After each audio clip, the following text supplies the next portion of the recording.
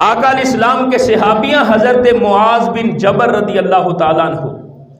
میرے آقا صلی اللہ علیہ وسلم جب حضرت معاذ کو یمن کا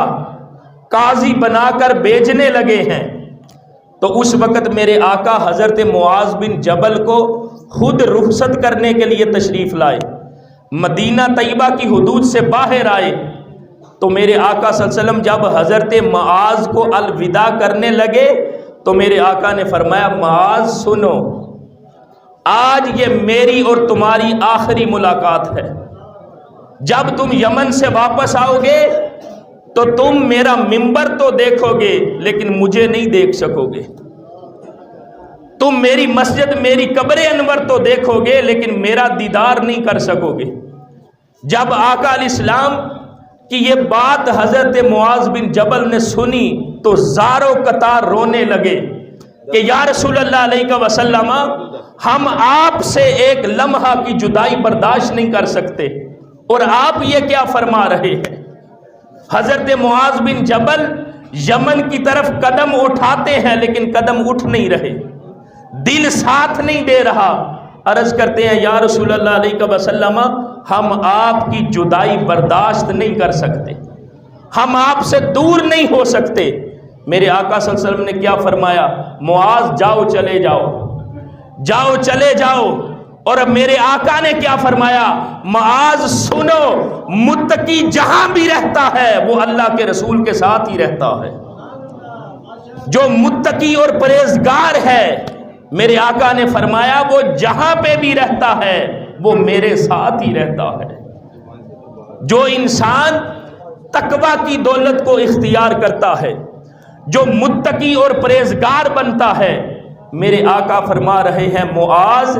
متقی جہاں بھی رہے وہ اللہ کے رسول کے ساتھ ہی رہتا ہے۔ تو کیوں نہ ہم اپنی زندگی کو تقوی کی دولت سے منور کریں،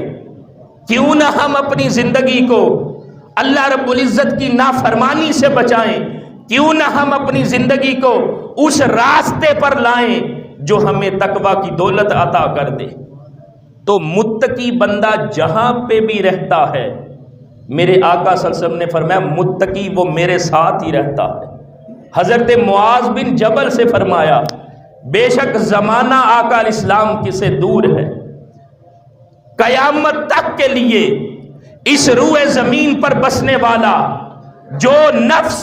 جو مسلمان بھی اپنی زندگی میں تقوی اختیار کرے گا وہ جہاں پہ بھی رہے گا، وہ دنیا کے کسی کونے میں بستا ہو، وہ ہند میں رہتا ہو یا سندھ میں رہتا ہو، وہ ایشیا میں رہتا ہو یا یورپ میں رہتا ہو، وہ دنیا کے کسی کونے میں، دنیا کے کسی خطے میں رہتا ہے، میرے آقا نے فرمایا جو متقی ہے وہ میرے ساتھ ہی رہتا ہے۔ اب مدینہ طیبہ کتنی دور ہے، ہم یہاں پر ہیں، لیکن جو بندہ متقی اور پرہیزگار ہے، تقوی اختیار کرتا ہے، میرے آقا نے فرمایا متقی جہاں پہ بھی رہے گا وہ میرے ساتھ ہی رہے گا۔ اور پھر دوستان محترم، مانا کہ طیبہ ہے بہت دور نظر سے، مانا کہ طیبہ ہے بہت دور نظر سے، سرکار ہے نزدیک مگر جانو جگر سے۔ کہ آقا علیہ السلام دیکھیں ہمارے لیے فاصلے ہیں، ہم گناہگار ہیں، اس معصیت کی وجہ سے، اس سیاکاری کی وجہ سے،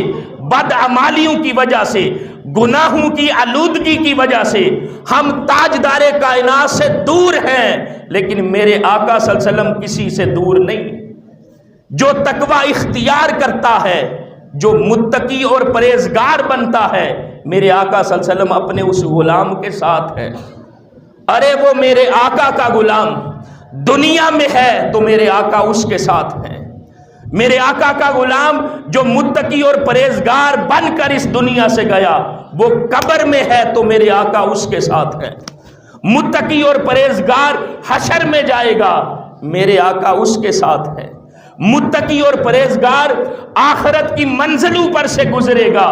میرے آقا اس کے ساتھ ہے۔ اس لیے کہ میرے آقا نے حضرت معاذ بن جبل سے یہی فرمایا تھا، اے معاذ جاؤ چلے جاؤ، لیکن جو متقی اور پرہیزگار ہے وہ جہاں پہ بھی رہتا ہے وہ اللہ کے محبوب کے ساتھ ہی رہتا ہے۔ تو خوش نصیب ہیں وہ لوگ، خوش نصیب ہیں وہ بندگان خدا جنہوں نے رمضان المبارک کے مہینے میں روزے رکھ کر، قرآن کی تلاوت کر کے، نماز تراویح ادا کر کے خود کو تقویٰ کے نور سے منور کیا ہے۔ ارے ایک طرف انہوں نے اپنے دلوں کو تقویٰ کے نور سے منور کیا ہے، دوسری طرف اللہ کے محبوب نے ان متقی اور پرہیزگاروں کو اپنے قریب کیا ہے۔ اس لیے کہ بندہ جس قدر تقویٰ اختیار کرتا ہے وہ اللہ کے رسول کے قریب ہو جاتا ہے۔ اور تقویٰ کیا ہے کہ خود کو گناہوں سے بچانا اور نیک اعمال کرنا۔ جو خود کو گناہوں سے بچائے اور نیک اعمال کرے وہ متقی ہے۔ اور متقی کیسا ہے کہ وہ تقویٰ اور طہارت اس بندہ مومن کو اللہ کے محبوب کے قریب کر رہے ہیں۔ تو دوستان محترم، اگر بندہ مومن کے لیے اس دنیا میں کوئی سب سے بڑی چیز ہے تو وہ تقویٰ ہے۔ اب تقویٰ ملتا کیسے ہے؟ ایک تو تقویٰ کی دولت ملتی ہے جب بندہ اللہ کے محبوب صلی اللہ علیہ وسلم کا ادب و احترام کرتا ہے، بارگاہ نبوی کا ادب کرتا ہے، تو رب فرماتا ہے اولئک الذین امتحن اللہ قلوبہم للتقوی۔ جو بارگاہ نبوت کا ادب کرتے ہیں اللہ رب العزت ان کو تقویٰ کی دولت عطا کرتا ہے۔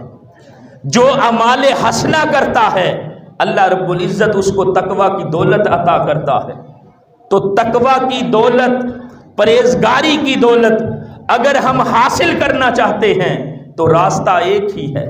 کہ ہم خود کو اللہ کی نافرمانی سے بچائیں اور خود کو اس راستے پر لائیں، خود کو اس راستے پر، اس منہاج پر لائیں جس میں صرف نیک اعمال ہوں، جس میں خدا کی نافرمانی نہ ہو۔ دیکھیں بندہ جب نیک اعمال کرتا ہے نا اسے تقویٰ کی دولت ملتی ہے، اور جب ساتھ ہی نافرمانی کرتا ہے تو وہ جو مقام ملا ہے نا، جو بلندی ملی ہے، اس ساری بلندی سے بندہ نیچے گر جاتا ہے۔ تو تقویٰ بندہ مومن کو حضور کے قریب کرتا ہے، تقویٰ بندہ مومن کو خدا کے قریب کرتا ہے۔ تو رمضان المبارک کے مہینے میں ہم نے اپنے آپ کو تقویٰ کی دولت سے بھرپور کیا ہے۔ جو روزے کا مقصد تھا نا لعلکم تتقون،